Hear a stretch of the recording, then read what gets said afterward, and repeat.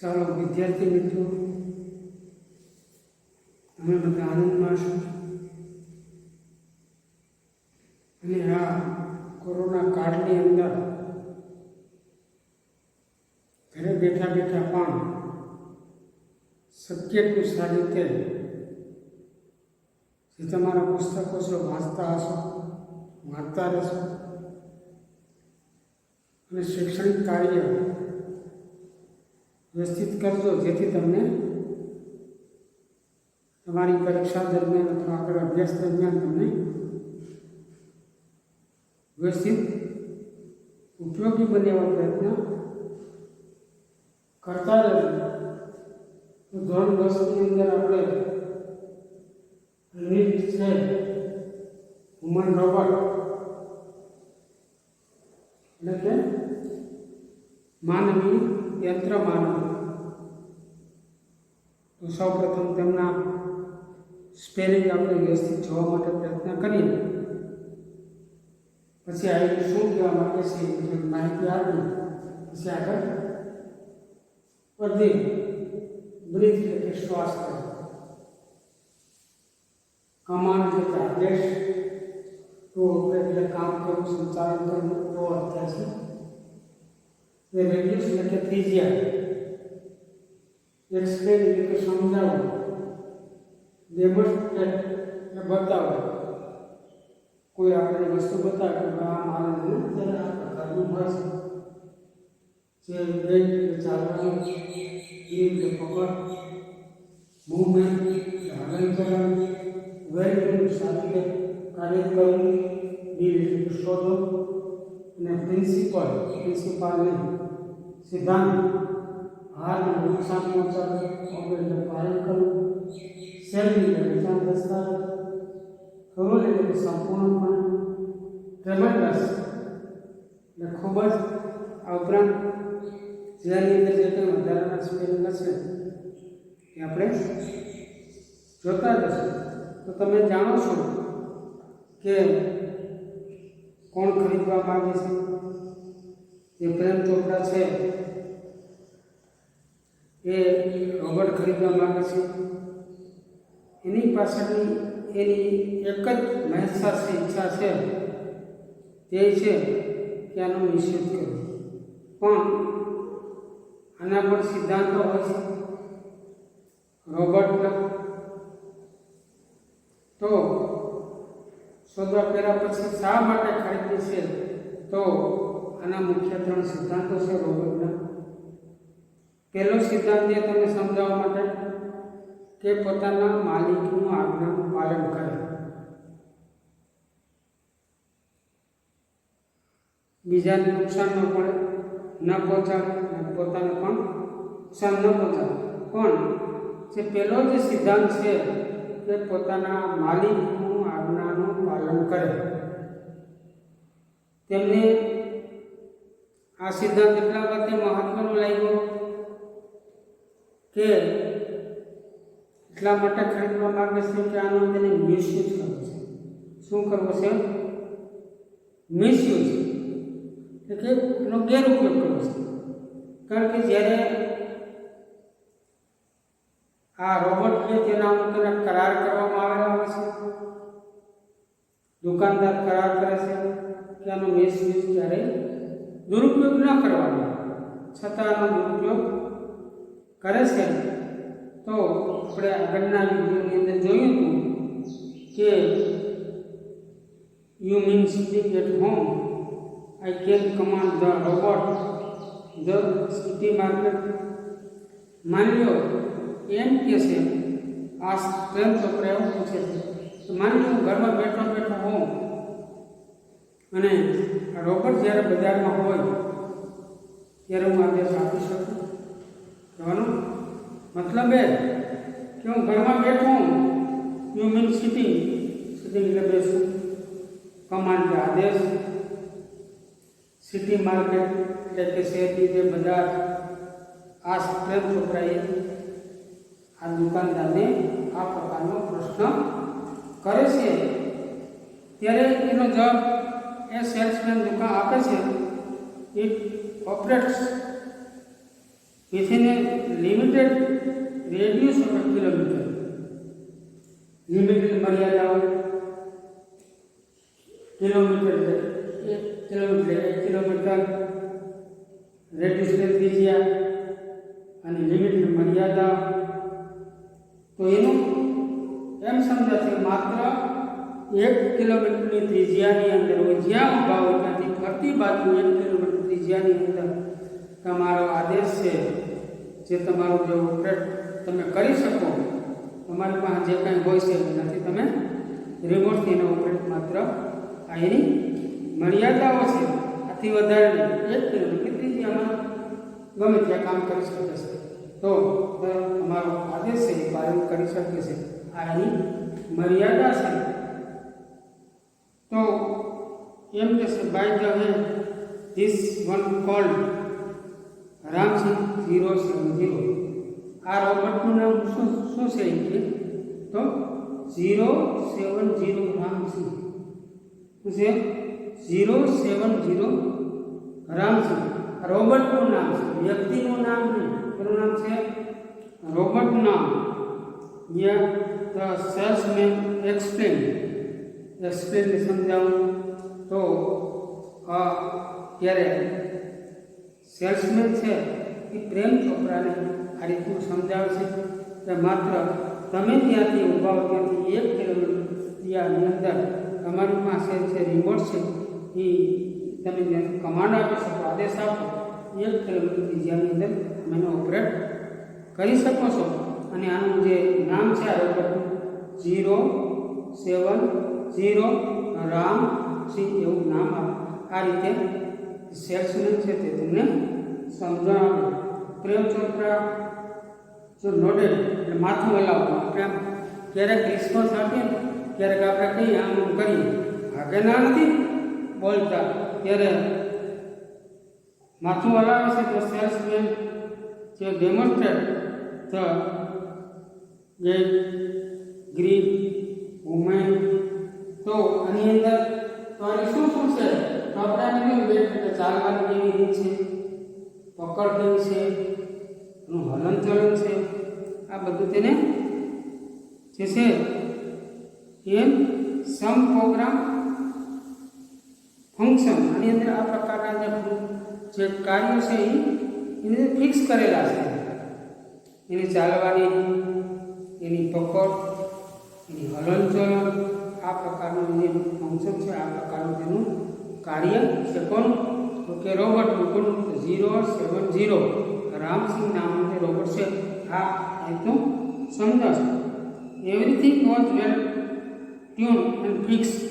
જો આપણે શબ્દ લખ્યો છે વેલ સારી રીતે કાર્ય તો અમુક જે છે એ રીતે ફિક્સ હોય, નક્કી કરેલા પ્રોગ્રામ એટલું જ કાર્ય કરે. તો એની અંદર જે પ્રોગ્રામ ગોઠવેલો વ્યવસ્થિત જે છે એટલું તે કામ કરે છે એ ફિક્સ હોય છે. વેલ ટ્યુન સારી રીતે. પ્રેમ ચોપરા સીમ સેટિસ્ફાઈડ વિથ ધ ડીડ. આ સેટિસ્ફાઈડ સંતોષ. સીમ લાઈક એવું લાગ્યું આ સોદાથી દિલ શોધ. આ સોદાથી સંતોષ થયો હતો. આ સોદાથી શું થયો? સંતોષ. કારણ કે જે મનમાં જે વિચારતો હતો, એની જે મનસા કેવી હતી કે આ રોબોટ છે મારી આજ્ઞાનું પાલન કરે. અને મેઇન જે પ્રિન્સિપલ છે એ પકડી લીધો. Main I must tell you like all robots. હું એ કહેવા માંગુ છું એ meaning to the discipline of the robotics. તો આનો જે મહત્વનો છે જે આ રોબોટ છે એના અમુક સિદ્ધાંતો, એના અમુક સિદ્ધાંતો હોય કહેવાનું. Ramsingh an build system of thinking. આ જે બનાવવું બનાવવું કેવી રીતે એની અંદર 3 સિદ્ધાંતો હોય છે. રોબોટના દરેક રોબોટની અંદરના સિદ્ધાંતો 3 સિદ્ધાંતો છે.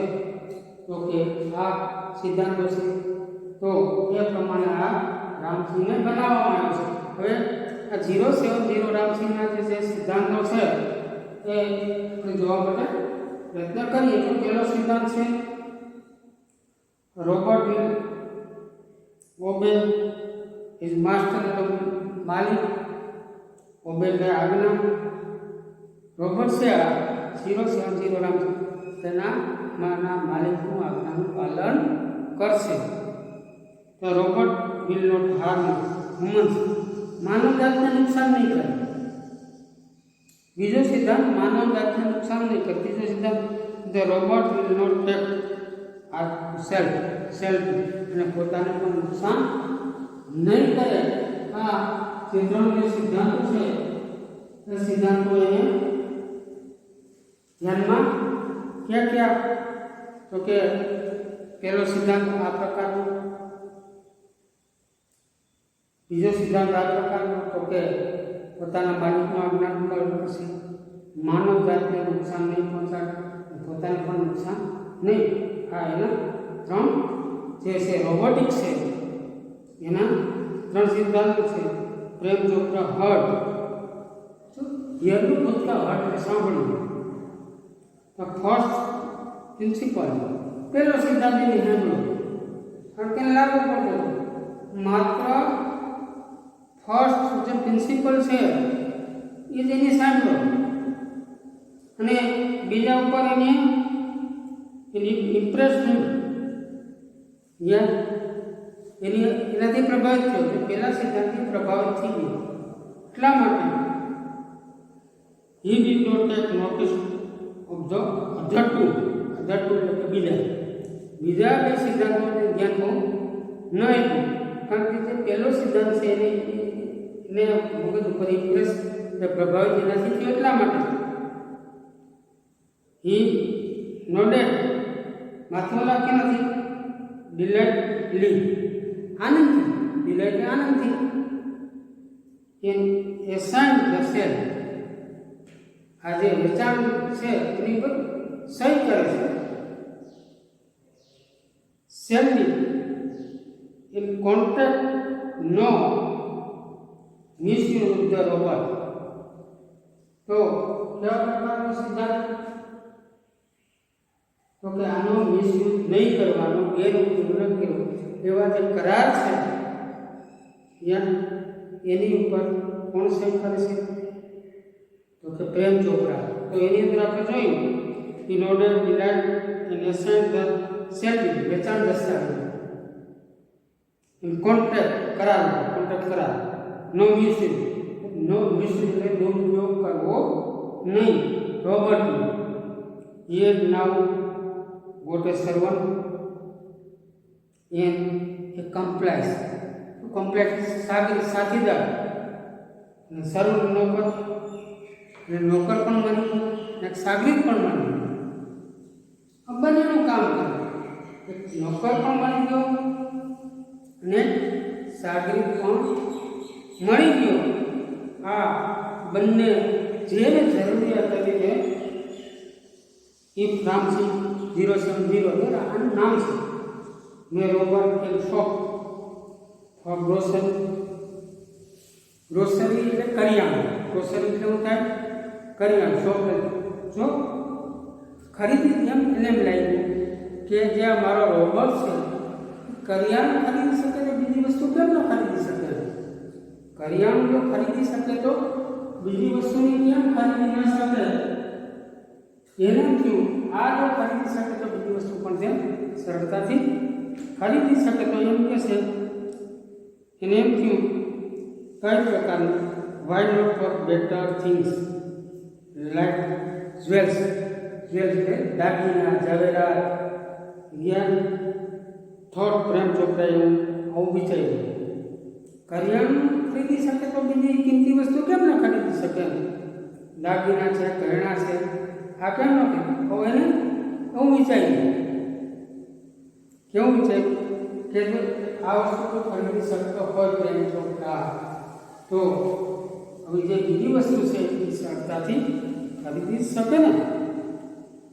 ઇન ધ માર્કેટ, બજારમાં robot carrying heavy packet heavy એટલે વજનદાર, જે વજનદાર packet, bike, theatre ticket, carry, grocery પૂરક. તો આની અંદર હવે કોમન સાઇઝ, તો આની અંદર કેવું મોટા મોટા વજનદાર જે પેકેટ લઈ આવે, બાઇક, થિયેટર ટિકિટ લઈ આવી શકે, કરિયાણાની વસ્તુ લઈ આવી શકે. તો આ સામાન્ય સાઇઝ દ્રશ્ય હતું. તો માર્કેટ બજારની અંદર, કારણ કે રોબોટ એટલે માણસે એવું લાગે પણ વિચિત્ર લાગે. તો માર્કેટ બજારમાં રોબોટ્સ કેરી લઈ આવું, heavy packets, bike, theatre ticket, carry, grocery, the car સુધી વસ્તુ પહોંચાડવાની. એમાં બરાબર બે કોમન સાઇડ, કોમન સામાન્ય હતું. But the still strange amazing servant, કેવો લાગે વિચિત્ર અને રમૂજી નહોતું લાગતું. કેવો છતાં કેવો લાગતો સ્ટીલ, છતાં એક રમૂજી અને વિચિત્ર નોકર લાગતો. Ramsi 070 was thoroughly efficient. જો આમાં બે શબ્દ લખો, સંપૂર્ણપણે, જો સંપૂર્ણપણે અસરકારક, અને કેવી હતી efficient, with in tremendous speed. Tremendous speed ખૂબ જ ઝડપી, ખૂબ જ સ્પીડ ઝડપી, એક્યુરેસી ચોકસાઈ. આ સાથે ઝડપ અને ચોકસાઈ હતી. એ કલેક્ટ એટલે એકઠું કર્યું, ત્યાં ગ્રોસરી ટુ શોપિંગ ટ્રોલી, જે કંઈ આપણે ખરીદવા જઈએ ને રેકડી જેવું આપણે ટ્રોલી કહેવાય, તો બધી વસ્તુ નાખે. તો એની અંદર એકઠી કરે, કરિયાણાની વસ્તુ એમ પોઝ, દુકાનમાંથી જે ખરીદી વસ્તુ કરે તો બે એકઠી કરી પછી શું કરે, પછી પોઝ એટલે છોકરું, અટકવું, રોકાવવું. ફોર ધ નેક્સ્ટ કમાન્ડ, બીજા આદેશ માટે રાહ જોઈને, બીજા આદેશ માટેની રાહ જોઈને ઊભો હોય છે. તો એની અંદર બને છે 2 kilograms of mango ripe and juicy. Command Prem Chopra from A distance. હવે પ્રેમ ચોપડા કેવો આદેશ આપશે, 2 મેંગો એટલે કે 2 કિલો કેરી કેવા પ્રકારની લેવાની, પાકી અને રસવાળી. રાઈપ એટલે પાકી, જ્યુસ એટલે રસવાળી.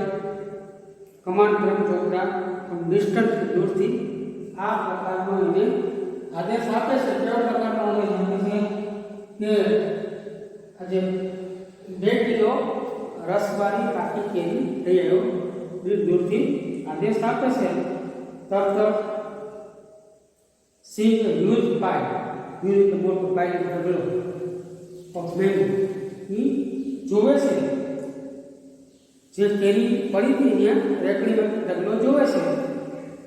નોટ ડુ નોટ ટાઈમ, તરત Ramsi 070 that select the best one, અને ઢગલામાંથી સારામાં સારી કેરી પસંદ કરે છે અને એની અંદરથી ખરીદે છે. અને pay at the gas counter Prem Chopra spoke command, એની પાસે યુનિવર્સિટીમાંથી શું બોલ્યો, તું કાઉન્ટર ઉપર છે, pay at the gas counter ઉપર તું પૈસા જમા કરાવી દે. તો આપણે આ સુધી છે રાખીએ અને જે કંઈ સ્પેલિંગ છે વ્યવસ્થિત તૈયાર કરજો. પાઠ સરળ છે, સરળ સમજવામાં અઘરો છે, પણ એક બે વખત વાંચી અને આ રોબોટ છે આજના વિજ્ઞાન ટેકનોલોજીની અંદર કેટલો ઉપયોગી છે એના વિશે પણ આપણે જાણી શકીએ. તો સ્પેલિંગ પર વધારે ભાર દેવાનો, સ્પેલિંગ જ મારી દ્રષ્ટિએ મહત્વનો છે. તો અહીં સુધી આપણે રાખીએ.